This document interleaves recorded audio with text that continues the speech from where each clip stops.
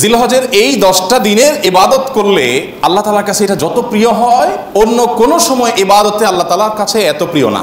আল্লাহর কাছে এই দশকের ইবাদত অন্য দশকের বা অন্য যে কোনো সময়ের ইবাদতের চাইতে বেশি গুরুত্বপূর্ণ। আল্লাহ বেশি খুশি হন এই সময় ইবাদত করলে বান্দা। সাহাবীরা জিজ্ঞাসা করলেন, ওয়ালাল জিহাদু ফি সাবিলিল্লাহ, হে আল্লাহর রাসূল, অন্য সময় কেউ আল্লাহর রাহে জিহাদ করলো মানে জীবন দান করার জন্য প্রস্তুতি নিল, সে ওইটা আল্লাহকে সমর্পণ করে দিল গোটা জীবনটাই, তার মর্যাদাও কি এই সময় ইবাদতের চাইতে বেশি না? তখন নবী সাল্লাল্লাহু আলাইহি ওয়াসাল্লাম বললেন, না, ওয়ালাল জিহাদু ফি সাবিলিল্লাহ, অন্য সময় জিহাদ করলেও এই সময় ইবাদতের সমান হয় না।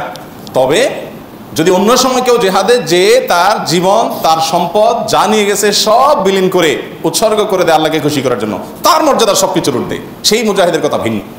বাকি সাধারণ জিহাদের চাইতেও এই দশকের ইবাদতের মর্যাদা আল্লাহর কাছে অনেক বেশি। আমি সংক্ষেপে বলছি আমলগুলো কি কি। নাম্বার 1, আল্লাহকে বেশি বেশি স্মরণ করা, জিকির করা। আল্লাহ সুবহানাহু ওয়া তাআলা কোরআনে কারীমে বলেছেন, উযকুরুল্লাহ ফি আইয়ামিন মা'দুদাত, নির্দিষ্ট দিনগুলোতে তোমরা আল্লাহর জিকির করো, বেশি বেশি স্মরণ করো, আল্লাহর স্মরণটা বেশি বেশি হবে। এখন স্মার্টফোন, এটার এঙ্গেজমেন্ট আমাদেরকে আল্লাহর স্মরণ তো পরের কথা, দুনিয়ার অন্য কোনো কিছু স্মরণ করতে দেয় না। এই জন্য এটা নিয়ন্ত্রণ করা ছাড়া মানুষ কখনো মুত্তাকি হওয়ার কোনো সুযোগ নাই। নেক্সট সূরাতে শয়তান আসে যে আমি তো ওয়াজ শুনি মোবাইলে, নেক্সট সূরাতে শয়তান আসে আমি তো কোরআন তেলাওয়াত শুনি। আরে ভাই, ওয়াজ শুনেন আর কোরআন তেলাওয়াত শুনেন, প্রত্যেকটা জিনিসে একটা লিমিটেশন আছে। ফরজ নামাজ চলে যাচ্ছে, আপনি মোবাইলে কোরআন তেলাওয়াত শুনতেছেন, সব হবে না গুনাহ হবে। আপনি ওয়াজ শোনার নাম দিয়া আজে বাজে জিনিসও দেখছেন, চান্সে এসে যাচ্ছে, চোখের সামনে ক্লিক করে দেখে ফেলছেন, তাহলে আপনার জন্য এই মোবাইল টিপাই জায়েজ নাই, কারণ আপনি নিয়ন্ত্রণ করতে পারেন না। ভাইরা আমার, এই দশকে আল্লাহর স্মরণ যেন হয়, সেজন্য অন্য সময়ের মতো বিশেষভাবে স্মার্টফোনের নিয়ন্ত্রণ খুব বেশি জরুরি, খুব বেশি জরুরি। আল্লাহ আমাদেরকে তৌফিক দান করুন। আল্লাহর স্মরণ কিভাবে করবেন? যত প্রকার জিকির আছে সেগুলো করবেন, কোরআন তেলাওয়াত, সকাল সন্ধ্যার জিকির, উঠতে বসতে জিকির, দোয়া, সেগুলো পড়বেন বেশি বেশি। আর স্পেশালি বিশেষভাবে একাকী বসে চিন্তা করবেন, আল্লাহ তাআলা আমাকে সৃষ্টি করেছেন, কত মানুষ আছে যা আমার মতো নেয়ামত পান নাই, আল্লাহ তাআলা আমাদেরকে কত নেয়ামত দিয়ে রেখেছেন।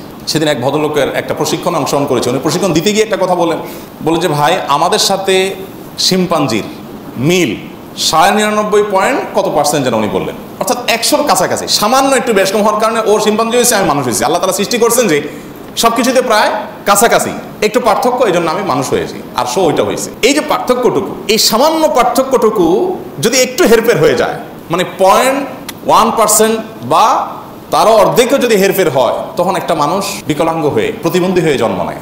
সবই ঠিক আছে, শুধু ওইটুকু একটু বেশ কম। আল্লাহ তাআলা কত পারফেকশন এনেছেন আমার মধ্যে, কত পারফেক্ট আমাকে বানিয়েছেন। আল্লাহর নেয়ামত নিয়ে চিন্তা ভাবনা করে, এটা আল্লাহ স্মরণের অংশ। সেদিন এক ডক্টরের কাছে গেলাম, প্রফেসর, সিনিয়র মানুষ, তিনি দীর্ঘ সময় আমাকে বোঝাতে লাগলেন বিভিন্ন বিষয়, আল্লাহ কিভাবে আমাদেরকে সৃষ্টি করেছেন। আমি তো সায়েন্সের ছাত্র না, মুগ্ধ হয়ে গেলাম শুনে, সুবহানাল্লাহ, কিভাবে সম্ভব? আমরা যে খাবার গ্রহণ করি সেগুলো কতগুলো ধাপে মল হয়ে, মূত্র হয়ে আমাদের শরীর থেকে বের হয়, তার আগের ধাপগুলো কি, কিভাবে এগুলো আল্লাহ রাব্বুল আলামিন এইভাবে সেট করলেন। এটা এইভাবে কাকতালীয়ভাবে হতে পারে না কোনো পরিকল্পনা ছাড়া।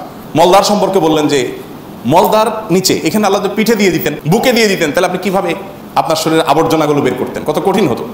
পারফেক্ট জায়গা আল্লাহ সেট করেছেন। আবার সেটাকে এমনভাবে আল্লাহ তাআলা তৈরি করেছেন যে মলমূত্র এমনিতে বের হয়ে যায় না, ওইটা বন্ধ থাকে। আবার যাতে বের হওয়া সহজ হয়, তার জন্য পানি যতটুকু প্রয়োজন মলের সাথে ততটুকু দেওয়া হয়, আঠালো পদার্থ তৈরি হওয়ার ব্যবস্থা করা হয়, না হলে এটা ছিঁড়ে যাবে, ফেটে যাবে। মানে কত কিছু যে আছে। প্রায় 2.5 ঘন্টা, আমি একটা রোগী, আমাকে উনি 2.5 ঘন্টা সময় দিলেন, অবশ্য রাতে, অন্য রোগী ছিল না কেউ, সব শেষ রোগী ছিলাম আমি। 2.5 ঘন্টা উনি আমাকে বোঝালেন এবং আমি মুগ্ধ হয়ে গেলাম, সব ভুলে গেছি আমি কাজ কাম বাদ দিয়ে। সুবহানাল্লাহ। বলে যে ভাই, আল্লাহ তাআলা কি নিয়ামত আপনার ভিতর দিয়ে রাখছে, আপনি এটা বুঝেন তো আপনার কপাল সিজদায় অবনত এমনিতে হয়ে যাবে। তো আল্লাহর স্মরণের অংশ হিসাবে এগুলো, যে আল্লাহর কুদরত নিয়ে চিন্তা করা। আর সব বাদ দেন, আল্লাহ আমাকে হাত পা সুস্থ রেখেছেন, কত মানুষ অসুস্থ। সাধারণ নেকামলগুলো বেশি বেশি করবেন। সাধারণ নেকামল যেমন কোরআন তেলাওয়াত করা, দান সাদাকা করা, নফল রোজা রাখা, তাসবিহ তিলাওয়াত করা, ভালো কথা বলা, সৎ কাজের আদেশ দেওয়া, অসৎ কাজ থেকে বাধা প্রদান করা, এই রুটিন ভালো কাজগুলো, নর্মাল ভালো কাজগুলো পরিমাণে বেশি বেশি বেশি বেশি করতে থাকবে। 3 নম্বর আমল হলো গুনাহের কাজ এই 10 দিন অন্তত অন্য সময়ের চাইতে একটু হলেও কমাবার চেষ্টা করবেন, গুনাহের লাগামটা ধরার চেষ্টা করবেন। কারণ এই দশক মর্যাদার দশক, এই দশক আমলের দশক। অতএব এই টাইমে গুনাহ করলে অন্য টাইমে গুনাহের চাইতে বেশি ভয়াবহ হবে, এটা কমাবেন। 4 নম্বর আমল হলো যাদের হজের সামর্থ্য আছে তারা হজ করবেন। 5 নম্বর আমল হলো যাদের কোরবানি করার সামর্থ্য আছে তারা কোরবানি করবেন। 6 নম্বর আমল হলো যারা কোরবানি করার নিয়ত করেছেন, জিলহজে চাঁদ ওঠার আগে আগে চুল, নখ, গোপ, অবাঞ্ছিত লোম ইত্যাদি কেটে ফ্রেশ হয়ে এই 10 দিন আর সেগুলো কাটবেন না। এটা করবেন হলো কোরবানির পরে। তাহলে জিলহজের চাঁদ ওঠার সম্ভাবনা সোমবার সন্ধ্যায়, সোমবার দিনের বেলার মধ্যে এগুলো সব ফ্রেশ করে আপনি অপেক্ষা করবেন কিসের জন্য? কোরবানির জন্য। এই 10 দিন পর্যন্ত আর নখ কাটবেন না, চুল গোপ কোনো কিছু কাটবেন না। এটা কোরবানি যিনি করবেন তিনি করবেন। যদিও কোনো কোনো বর্ণনার আলোকে বোঝা যায় যারা কোরবানি করবেন না তারাও যদি এটা করেন তাদেরকে আল্লাহ তাআলা আজর দান করবেন। 7 নম্বর আমল হলো তাকবীর, তাহমিদ, তাহলিল বেশি বেশি পড়া। ফাকফিরু ফিহিন্না মিনাত তাকবীরি ওয়াত তাহমিদি ওয়াত তাহলিল। নবী সাল্লাল্লাহু আলাইহি ওয়াসাল্লাম বলেছেন এই দশক যখন শুরু হবে তখন তোমরা বেশি বেশি তাকবীর বলবে, মানে আল্লাহু আকবার বলবে, বেশি বেশি তাহলিল বলবে, বেশি বেশি তাহমিদ বলবে, লা ইলাহা ইল্লাল্লাহ বলবে, আলহামদুলিল্লাহ বলবে। এই জন্য এই 10 দিন পুরো সময় জুড়ে এটা করবেন। ওই যে বলছিলাম শুরুতে সাহাবীর কথা, একজন সাহাবী এই দশক শুরু হলে বাজারে যেতেন শুধু কি জন্য? এই আমলটা করার জন্য। বাজারে যেয়ে সবাই বাজার কেনাকাটায় ব্যস্ত, উনি যে উচ্চস্বরে বলতেন আল্লাহু আকবার, আল্লাহু আকবার, লা ইলাহা ইল্লাল্লাহ, আল্লাহু আকবার, আল্লাহু আকবার, ওয়ালিল্লাহিল হামদ। এই উনি বাজারে গিয়ে বলতেন। উদ্দেশ্য কি? অন্যদের যাতে স্মরণ। এখন আপনি ভূমিগুলিতে কয়েকটা দোকান আছে অথবা চিটাগাঙ্গে বাজার আছে, আপনি বাজারে যায়া সবাই কেনাকাটায় খুব সিরিয়াস মুডে আছে, আপনি যাই যদি সেখানে জোরে জোরে বলেন আল্লাহু আকবার, আল্লাহু আকবার, লা ইলাহা ইল্লাল্লাহ, আল্লাহু আকবার, আল্লাহু আকবার, ওয়ালিল্লাহিল হামদ, কি হবে দৃশ্যটা বলেন তো? এটা আপনি যদি বলেন সবার মধ্যে, অনেক লোক বাজারে মাঝ বাজারে জমজমাট, আপনি যাই জোরে জোরে এটা বললেন, কি করবে সবাই? সবাই থাকায় বলবে ব্যাপার কি, সমস্যা আছে নি, কোনো অসুস্থতা আছে কিনা বেচারা, এটা না বলবে। ওই যে সবাই যে অসুস্থ, সবার যে ইমানের রোগ, তাকওয়ার রোগ, এই জন্য সুস্থ মানুষকে কি মনে হয়? অসুস্থ মনে হয়, কারণ এটা তো দেখতে অভ্যস্ত না সে। আমি এই জন্য বলি ভাই, এই সুন্নতটা ওই সাহাবীর সুন্নতটা জিন্দার নিয়তে একটু দোকানে যায় না, যা সবাই চা খাচ্ছে একটু একটু চিৎকার করে বলার দরকার, একটু জোরে বলেন যাতে তারা শুনে। যদি দেখেন যে তারা অন্যভাবে তাকাচ্ছে, বুঝতেছে না, পিঠে হাত দিয়ে সুন্দর করে একটা মুচকি হাসি দিয়ে বলেন ভাই এই দর্শকে বেশি বেশি তাকবীর পড়তে হয়, তো এই জন্য আমি একটু জোরে বললাম যাতে আপনার স্মরণ হয়। দেখবেন সেখান থেকে অনেকের বিবেক খুলে গেছে, উনি পড়বেন ইনশাআল্লাহ। চেষ্টা করা যাবে তো ইনশাআল্লাহ। তাহলে তাকবীর, তাহমিদ, তাহলিল জোরে পড়বেন। আমি প্রতি বছর আপনাদেরকে এই কথা শুনাই, এবছরও বলি। সেটা হলো মিডল ইস্টের বিভিন্ন দেশে দেখা যায়, বিশেষ করে সৌদি আরবে, সামাজিক সৌন্দর্য।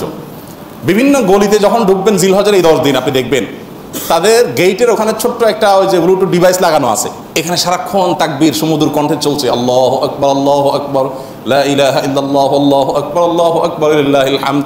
অথবা অন্য তাকবীর চলছে, আল্লাহু আকবার কাবীরা ওয়ালহামদুলিল্লাহি কাসীরা ওয়া সুবহানাল্লাহি ওয়া বিহামদিহি বুকরাতাও ওয়া আসীলা। সব জায়গায় দোকানে যাবেন, মার্কেটে যাবেন, এখন আস্তে আস্তে সৌদি আরব থেকে এগুলো হারিয়ে যাচ্ছে, দুঃখজনক, কিন্তু ছিল এগুলো। এবং এখন অনেক জায়গায় আছে যে দোকানদার ওই মৃদু কণ্ঠে এটা চালা রাখছেন। আর আমাদের ঈদুল আজহা আসছে, এখন জাগানাকা গানের চোটে আপনি হাঁটতে পারবেন না কোথাও। গরুর বাজার, ছাগলের হাট, গান চলে।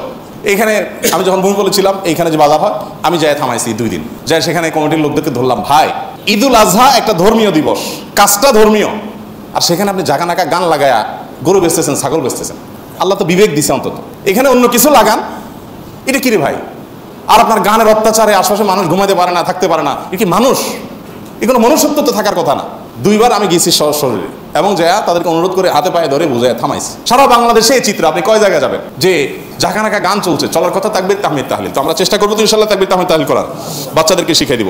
আর আরাফাতের দিন সকাল থেকে, জিলহজের 9 তারিখ ফজর থেকে নিয়ে 13 তারিখ আসর পর্যন্ত প্রত্যেক নামাজের পরে একবার করে তাকবীর তাশরিকটা বিশেষভাবে পড়তে হবে, নারী পুরুষ সবাই।